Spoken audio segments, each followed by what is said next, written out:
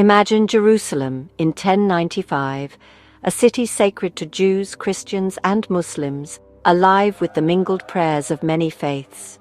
For centuries, pilgrims from Europe have journeyed here, seeking salvation and a connection to the divine. But now, a new power has risen. The Seljuk Turks, recent converts to Islam, have swept across the region, threatening the Byzantine Empire and the Fatimid Caliphate. Their arrival sends shockwaves all the way to Rome. In Europe, life is harsh and short. The Church offers hope of salvation, and the idea of pilgrimage is deeply ingrained. Jerusalem is the ultimate destination, the heart of Christendom. Rumors spread of Christian pilgrims being harassed or denied access to holy sites. Whether true or exaggerated, these stories ignite outrage. The Byzantine Emperor, Alexios the Komnenos, seizes the moment and sends a plea to the Pope for military aid. He expects a small force, but what follows is beyond imagination. This is not just a tale of rulers, it's about ordinary people swept up by faith and ambition. Picture a French peasant, toiling in the fields, hearing a preacher describe Jerusalem as a golden city lost to infidels. The promise: forgiveness of sins for those who take up the cross. For many, this is a chance for adventure, wealth, and above all, salvation. The blend of faith, fear, and hope is about to set the world ablaze. The stage is set for a movement that will reshape history. The call to arms will echo from the highest castles to the humblest villages. The Crusades are about to begin, and the world will never be the same. At the Council of Clermont in 1095, Pope Urban II stands before a vast crowd. He's received the Byzantine Emperor's plea, but sees a grander opportunity: unite Christendom under the papacy and redirect Europe's violence outward. Urban's speech is electrifying. He describes Christian suffering in the East, desecrated churches and persecuted pilgrims. He calls on the Knights of France to take up the cross, promising remission of all sins. The crowd erupts. Deus vult, God wills it. Urban has not just called for an army, he's ignited a mass movement. For some, it's faith. For others, a chance for land, wealth, or escape from poverty. Merchants see new trade routes. Nobles see new kingdoms. Urban's call blends spiritual reward with material opportunity, reshaping Europe and the Middle East.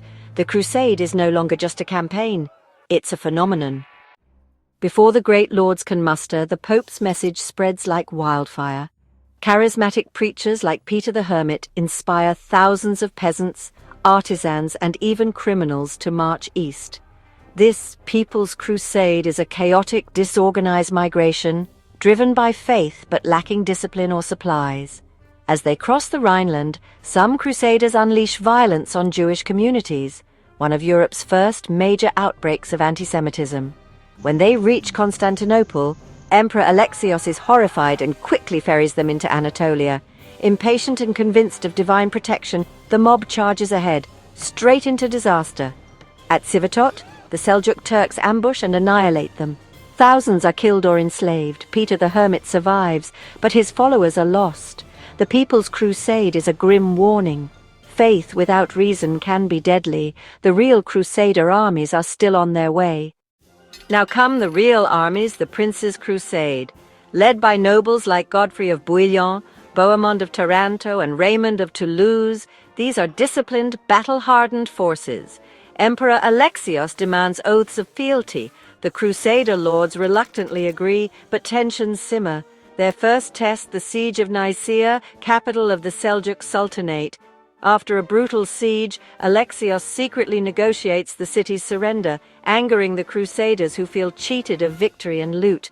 Despite mistrust, they press on and are ambushed at Dorylaeum. The Crusaders hold their ground, and reinforcements turn the tide a decisive victory. Seljuk power in western Anatolia is broken, the road to Syria opens, but cracks in the alliance are growing. The Crusaders have proven their might, but the journey to Jerusalem is far from over. Rivalries and ambition threaten to tear them apart.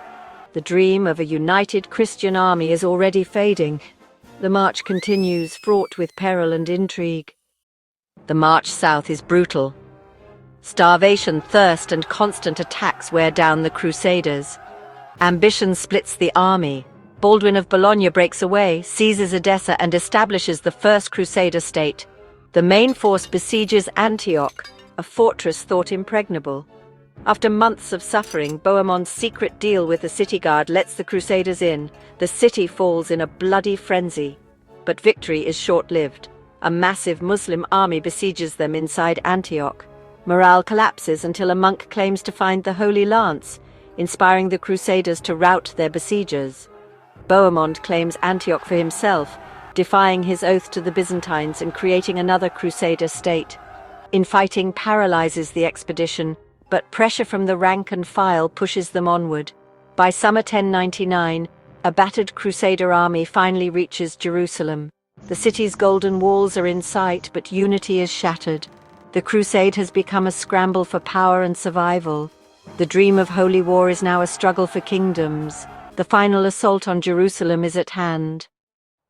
Nearly a century later, the Crusader states are surrounded by powerful Muslim forces. Saladin, a brilliant commander, unites Egypt and Syria and vows to reclaim Jerusalem. In 1187, he crushes the Crusader army at Hattar and retakes Jerusalem, shocking Europe. The Third Crusade is launched, led by Frederick Barbarossa, Philip II of France, and Richard the Lionheart. Barbarossa drowns, Philip and Richard feud, leaving Richard in command. Richard and Saladin become legendary rivals, both skilled, both chivalrous.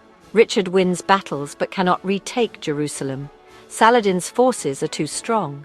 Despite mutual respect and legendary exchanges of gifts, neither side achieves total victory. In 1192, they negotiate a truce. Crusaders keep the coast, Muslims keep Jerusalem, but Christian pilgrims are allowed safe passage. The Lionheart departs and the Holy Land remains divided. The age of legendary Crusader kings is ending. The struggle for the Holy Land continues, but the dream of conquest is fading. The Third Crusade fails to retake Jerusalem, setting off a series of increasingly disastrous expeditions. The Fourth Crusade, meant for Egypt, is diverted to Constantinople, which the Crusaders sack in 1204, shattering the Byzantine Empire and deepening the East-West Christian divide. The crusading ideal is corrupted by politics and greed. Jerusalem is no longer the true goal. Later crusades bring little success, failed invasions of Egypt, brief diplomatic gains, and repeated losses. King Louis IX's crusades end in defeat and his own death. By the late 1200s, Muslim powers grow stronger, and Crusader strongholds fall one by one.